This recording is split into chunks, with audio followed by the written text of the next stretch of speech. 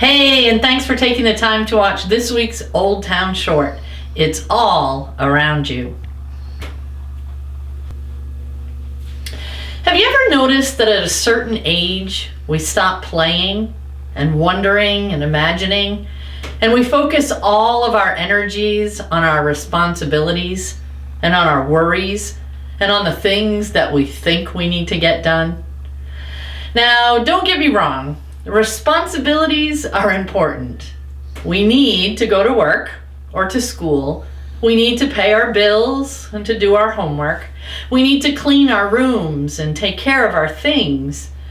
But we can't let those things be our sole focus.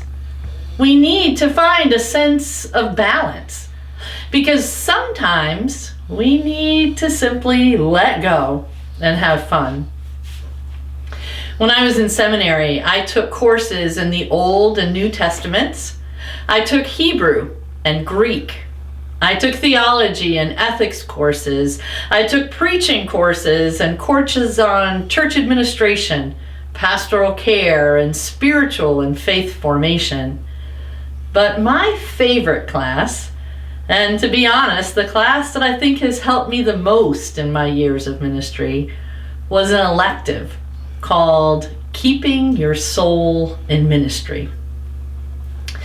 Every week in class, though at the time it felt counterproductive and more than a little silly, we used our imaginations and our creativity to create things, to listen to music, and to write. Not about what was in our heads or in the books that we read, but about what was in our hearts and in our imaginations. Our professor referred to it as holy play, and he also published a book by the same name. He reminded us each week that it was important to take time to wonder and to look at the world around us through the eyes of possibility, of excitement, and of hope. Not looking for what could go wrong, but by being amazed at the beauty and the awesomeness of the world around us. It was like looking through the eyes of a child. You see, children live their lives with authenticity, vulnerability, laughter, tears, and pure joy. They freely indulge in whatever's around them, taking it all in and enjoying every moment of it, like it's the greatest gift that they've ever been given. Now this week in Oldtown, because it's Halloween, we've invited people to wear their Halloween costumes with the caveat that we aim for fun rather than scary. Now in many churches, Halloween is frowned upon, because it celebrates all that's evil and bad and scary and broken in the world. And it originally came from an ancient Celtic, non-Christian festival. But honestly, if Halloween was celebrated back in Jesus' day, like it's celebrated today, I think Jesus would be a fan. Because if we take a bird's eye view of our present day Halloween celebrations, we see a celebration of creativity, fun, and a glimpse of the peaceable kingdom. Now I know you're probably thinking that whole peaceable kingdom idea is stretching it a little, but how many times do our communities come together to plan fun, safe family events? Or how often do your neighbors open their doors to greet one another and share special treats, even with strangers? Folks, when we look at Halloween through the eyes of a child, we see the joy of imagination, and we experience the best of our community. In many ways, Halloween is just like the Christmas season. I know, again, it may be a far stretch, but during Christmas, we get a glimpse of the world through the eyes of a child again. And we see and celebrate the hope and the peace and the joy and the love that's all around us. We long to give to others, and we begin to believe that there truly is goodness in the world again. If you think about it, the same is true for most holidays, because that's when we allow ourselves to take a step away from our busy schedules, to celebrate and to have fun. Heck, it doesn't even have to be a holiday. Have you ever gone for a walk outside with a small child?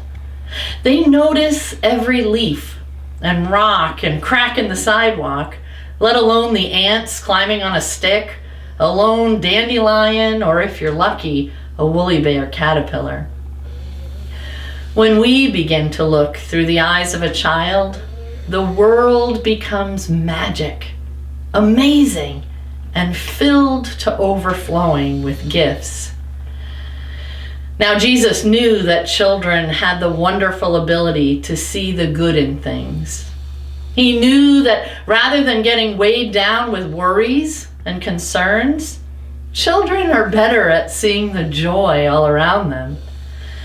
That's why Jesus welcomed children, even when others tried to turn them away. He said, "Truly I tell you, whoever does not receive the kingdom of God as a little child will never enter it." Now don't worry, that doesn't mean you need to shrink or go back to kindergarten. You don't need to start eating dino chicken nuggets and blue box macaroni and cheese, and you don't need to move back into your parents' house. But what it does mean is that you need to open your heart and your eyes, and instead of looking for the problems, start looking at the joy all around you. Church people often worry that Jesus would disapprove of Halloween because it celebrates the devil or the evil that's in the world.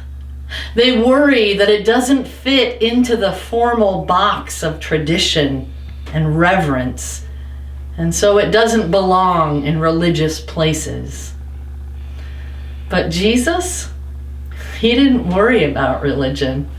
On the contrary, he focused on relationships. Loving your neighbor, whoever your neighbor might be, was far more important to Jesus than fitting in. He didn't weigh people down with feelings of guilt and judgment. Instead, he healed them and freed them and filled their lives with goodness and grace. So friends, in the week ahead, of course, take care of your responsibilities. But then take the time that you usually spend worrying about what might happen and open your eyes to the joy and the wonder all around you. Pay attention to the tiny details, and don't be afraid to laugh and have fun, because you just might begin to realize that the kingdom of God is not some faraway place, but instead, it's all around you.